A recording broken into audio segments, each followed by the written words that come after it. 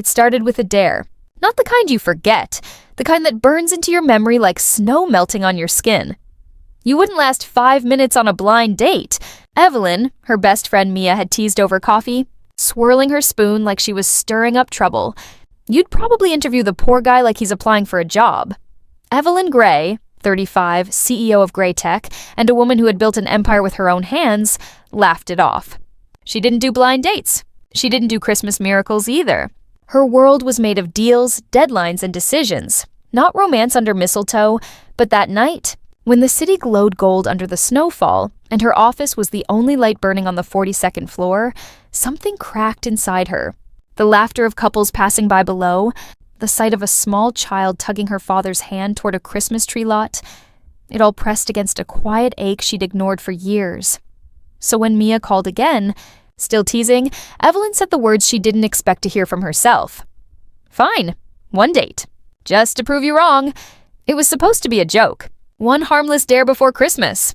But destiny, or maybe fate in a snowstorm, had other plans. The snow was falling thick that Friday night. Evelyn stood outside a small mountain cabin 2 hours from the city, her breath forming ghosts in the cold.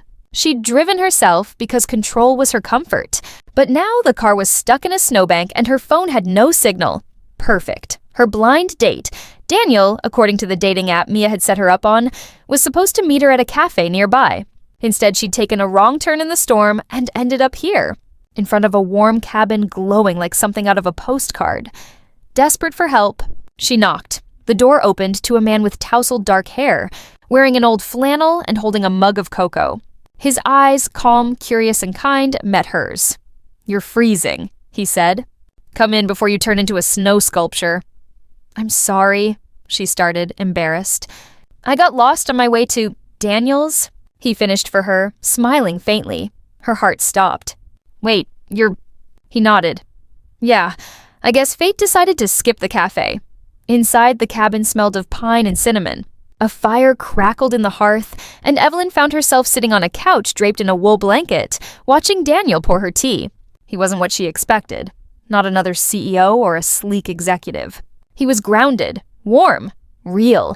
He owned a small carpentry business, he said. Built furniture by hand. "There's something about creating something that lasts," he told her, eyes soft. "Something people can touch, feel, remember." Evelyn smiled politely, but something in his words stirred her. She'd spent so long building things that didn't last. Profits, contracts, success that felt like sand slipping through her fingers. They talked for hours. About everything and nothing.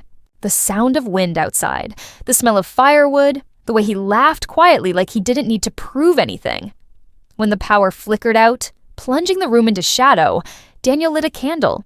The light made his features glow softer, and Evelyn felt something she hadn't in years. Peace. Then, his voice, low and honest. "You know, I almost canceled tonight." She looked at him, surprised. "Why?" "Because I thought blind dates were a joke," he said, smiling gently. "Guess I was wrong." Her heart tightened, her throat caught. "You and me both. The storm grew worse. Roads closed. She couldn't leave." Daniel offered the spare room, but Evelyn barely slept that night. She kept thinking of his quiet laugh, his stories about his mother's old recipes, the way he said her name like it meant something. By morning, the storm had turned the world white. Evelyn helped him shovel snow off the porch, both of them laughing as their boots sank deep into the drifts. She hadn't laughed like that in years. They made breakfast together. Eggs and burnt toast, coffee brewed on a wood stove. It was messy and human and perfect. When the sun broke through the clouds, Evelyn stood outside, her breath misting in the cold. "I should get back," she said softly. Daniel nodded. "Of course." But there was something in his eyes that said he didn't want her to. She hesitated. "You know, this was supposed to be a joke." He smiled, stepping closer. Maybe the best ones start that way. And when she drove away that afternoon, leaving tire tracks in the snow, something stayed behind. And something else went with her. A warmth that wouldn't fade, even when the city lights swallowed her again. Days passed. Work resumed. Boardrooms and presentations replaced laughter and candlelight. But she couldn't stop thinking of him. His steady voice, his hands that built beauty out of wood and patience. On Christmas Eve, she stood by her office window, staring at the snow. The city was alive below her, but she'd never felt more alone. Then she remembered his words. Something people can touch, feel, remember. She closed her laptop. For once, she didn't care about emails or deadlines. She grabbed her coat, keys, and heart and drove, back toward the mountains, back toward the warmth. The same snow fell as before, and the same cabin glowed in the night. She stood at his door, her breath trembling, her heart louder than the wind. When he opened the door, surprise flickered in his eyes. Then something deeper. "You came back," he whispered. "I didn't want to," she said, voice cracking. "But I couldn't stop thinking about that night." "About you." He stepped forward, closer than the snow, closer than the world.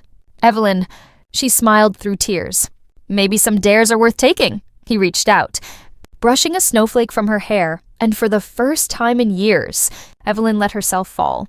Not in failure, not in fear, but in faith.